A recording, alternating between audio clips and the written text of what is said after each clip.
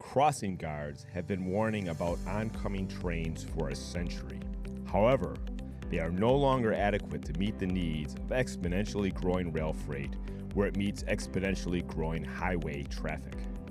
The 20 to 30 second warning is insufficient to allow complex truckloads to cross and insufficient to prevent congestion that blocks first responders.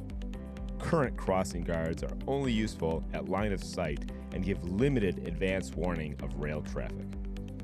Today's digitally guided traffic needs warning from a further distance, delivered to connected people and vehicles with sufficient time to alter routes.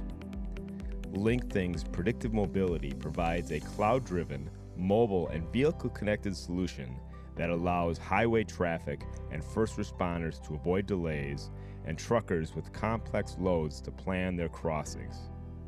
For further information, please visit LinqThingz.com.